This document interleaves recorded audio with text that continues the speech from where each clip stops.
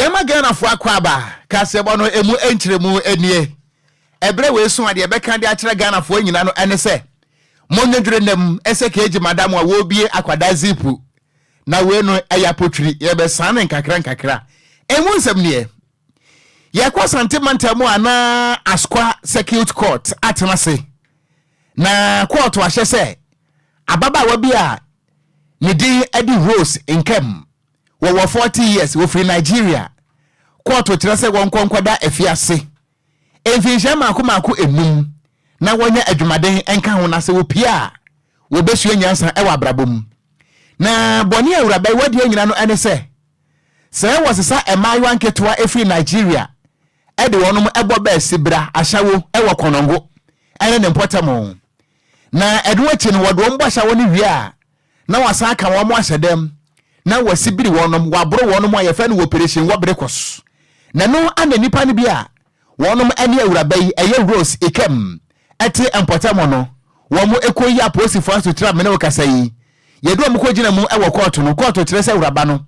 won konkoda afiase mfinhia enum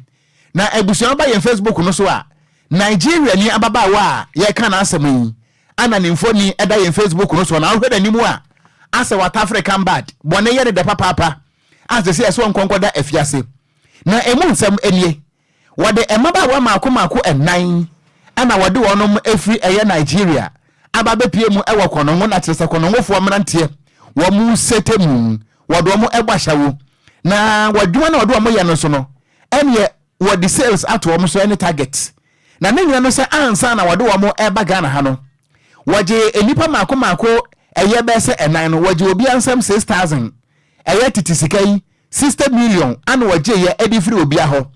enu nti woka ne nyina bomu a eye 24000 Ghana cedis eno ene tisisika wodada maba wano wode ombepie mu ewo krom ha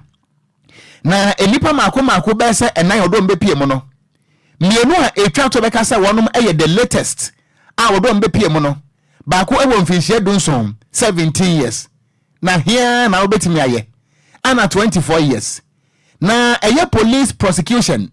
mechire kwadubofo no ana wo mo echire mu se ababa wano dwumadia se wote konongo wodia no no se wode mran emaba wano efri Nigeria sa no a na wode wonom abre mema na empokura no wode sika ebeto wutire so se wantimi emiti sa target no a na wache wa hyedam no abro wa na no ana oforiso bosmeda na toso adu no emiensa afemu no mechire 23 April 2024 ana police fo enya complain efri eye wo manfo ne adehia ete eye konongo bia ye dia fe ne se senate ne importam ho na hono mo ana eye Rose Ikem hono wote na police fo kire se wo bra wo mkoduru hono mo no se na awuraba no wanya hint no ntina wadwane wotu pia fa gyan wodne dua abo ensoro mu a adua na pokese ana wode ne ho aka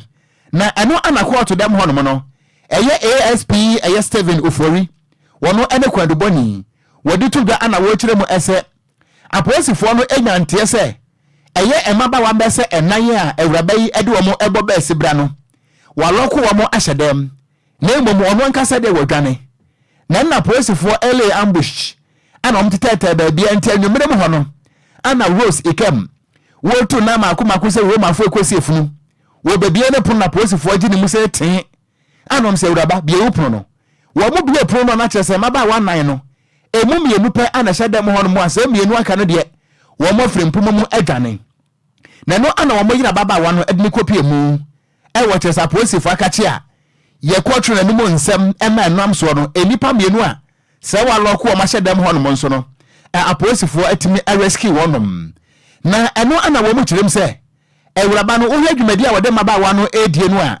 wo de target pa na ato wo mo so se ya nadwo se ya wia we awia de yentema kraman akwase awia fufuo no aka kyerem maba wa no se adwuma na amatimasi kuroma mokwa kwaye no da bia no enkwada nan no obia meye sales 500 Ghana cedis se enkwada no doso so hu be se boso miensa enie ana wode wo ma ye adwuma no a enu nti wo hwe ni mu se da bia no enkwada no koye adwuma na wo mo hem wo mo ne koye adwuma ne ba 89000 Ghana cedis ana wo hwe ni mu se enkwada edebeba na se bi GPRTU fo kura no sa sales kesie we mbetwa de ama hyenkafo na nso obi ahemu ana se obi nso edide ho na no ana court no tenase no wapanipa wotre da mu esepie mu eye his Hana eye Fred obichire wode to Ghana wotirem se boni amode ani nti awurabe ko na kwada fiase emfinsha makomako enum na fa yadwumaden eka ho na eno no eye child trafficking ana afenso no se emaba wa no wo a wantimi meet o target eye 500 Ghana cedis a night no na wode wa hyedem no aboro wa nti nam so kora ma mu kirem se enkwada ne ba kokora de ma me aboro no a matrese ne nsa se akoa apeche echinchim wadi akwada ne dem eno so mu kirem se no so won kwadam eye abosome makomako edumienu na kire se wo child trafficking ana se girls trafficking no a eno eye 5 years ana assault na wo mu no so eye abosome edumienu na kire se efficiency na court kirem se wo kosom ni nyina ba wo besu nyansa wo ba yen Facebook no so amepacha obra na yensan fa wura ba ni mfoni enkire wo na se wo do baba akodi bra bi atesa no a wo hia ne ba bia no amepacha wada no amane so ho se wan kasa nim dada enti Kwadwo so wan se sisi anamo abaya we yetwe no wo ho ha adwen ese Ghana abata ma omani da hoyi pa bebere na ekoso o ma we mo enso enche wo mo titiri ni wo no mo wasabi o mo wo nkurase no o ho a na obi aka che so adwuma won kran kuma se ne mia akese no na se nkura akese wo mam hase no me pese me ko na me ko pa adwuma de ma wo de ne ba pe na de na kwa hye baabi na se be ba si bra we no mo de amanfo ma buru wo krom hase ya besre na ya da Nyankopon ase na Ghana police force so ase se mo matuma wo mo de agina mo na so na ba yo ma che ne firi se obi ba enye niama je se enye akola ba akokora hwe ne mfia na okun wanyanya 17 years ya de ni boba esi bra seten obi ni ma bofra ne daache che se enye yese kono nwofo mrantie ayakwada yi se Molovia chensen ana se wo mu didi mu anie abofra we be wale no ni kunu ni nye ne hoda nse ba se be ekwan a tipa trucks ahodo wa faso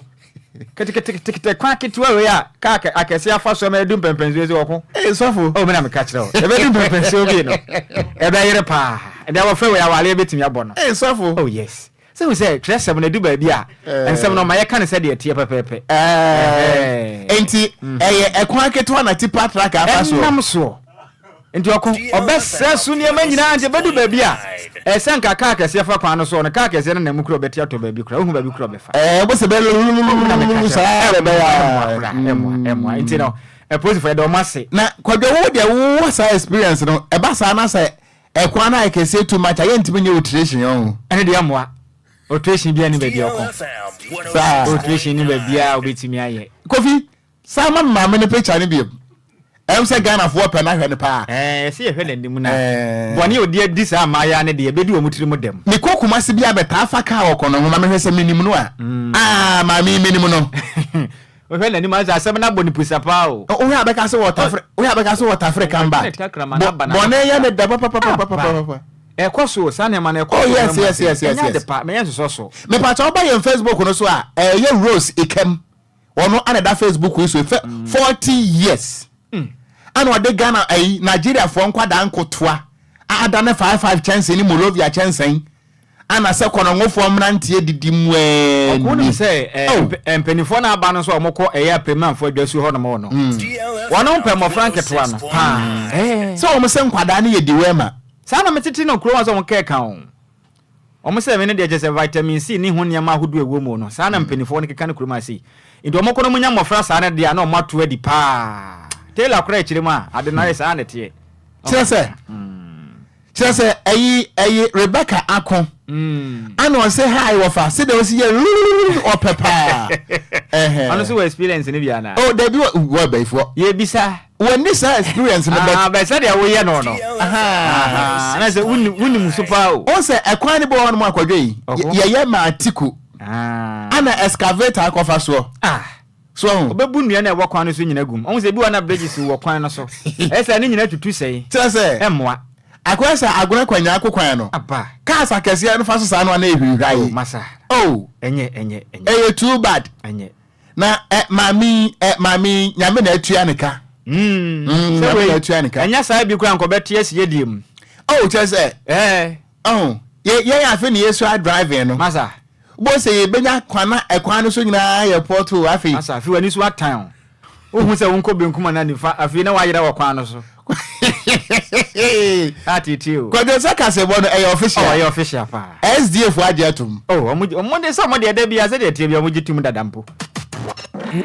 It's official. DLFM 106.9.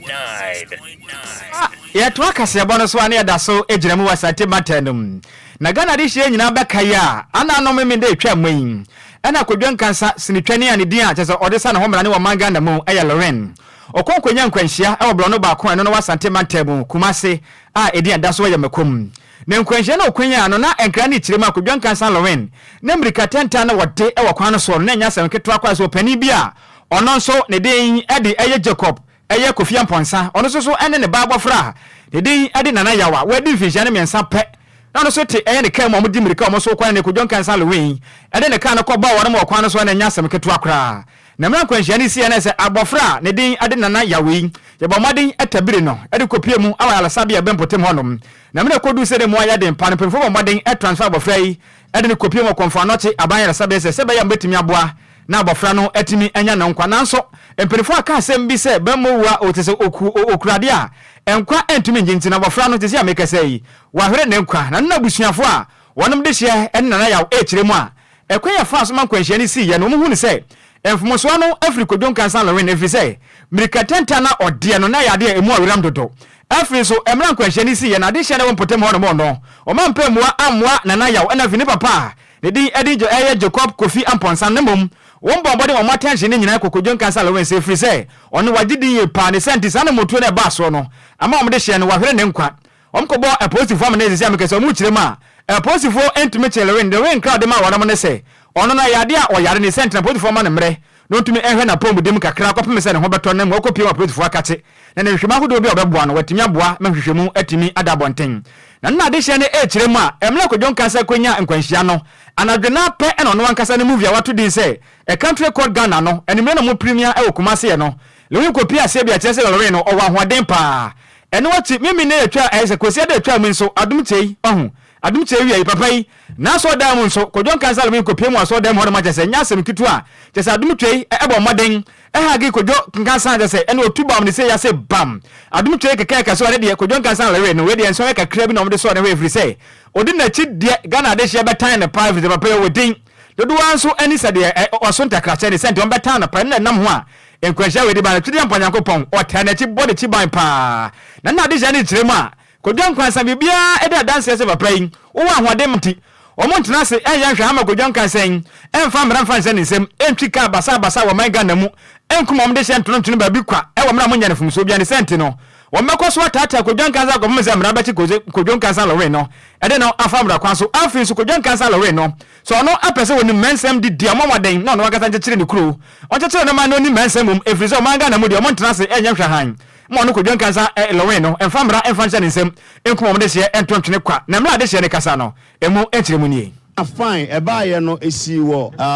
wayek side ho nte Zongo police station for issue akokodi omu nsem a ye no maba mo kire ha no ma ye besensa documents bi ne kwan ye mbefa so a ombetima bo na release akwala ketwa no pe ne krabre afa ye wi na afa legal matter bi na afa ya take by na mesu nhira ehonum commander no ho ye oba in fact case ne ba wadi eche ne na sa ba na ya ba beye ni nyina nkamfu ano serious accident see yes na ke expect ka police ne beche no te confront the police ne say omo approach lewen say ne no to mo man kwan no nsa no ho yare which is accepted police ne man sa kwan but your problem what see ya ne say that day na see na no anajutum kokoye program the Sunday what ma kodas and now your pro so kasa bete say ya ampase when the serious injury ka Saturday no ontumi koye ni program Sunday ontumi kodas wo atim tedua asori even that Saturday no ona atim tedua embrace no say you serious as to the way another hono ma okano a ke bia nka nyesa amuma celebrities na o ma so o mu de o manya skanti sika beti aye bibia skanti nye bibia se when say the cafe stage na anye ya ye be ko second stage ye be male when ehunu level nti mo nti ase ye nye se bia ni sika na ye hwehwe wo hotawa sebe anye Ghana hanom wo hotawa sebe ko bo man na ko tem na ko hiri ukuru ene obia ene oni asem na ntimi ko ba se wo hotaw na wo ko premier o movie na na Kumasi krodua mu police ni bia nka na na hu obia ntimi nka hwe nchiro there is no arrest. Eni a wuti yi eya yaw jamfi ono no eyebusuani e de ma ode hye a ne din e de Nana Yaw a wafrim na ni abere pa se bebia mra be obia no mbedi achi Kwadwo na de san free sentiment e mo ba no enti abusuanfo ne kyerem se esese police fo echi Kwadwo nkansa saa no mpese o mo kyere adano a accident ni si ye no said na nwumre no a Kwadwo nkansa ko program na se ye wo kwase wankwase o kwase bi ade echi nkwasi ada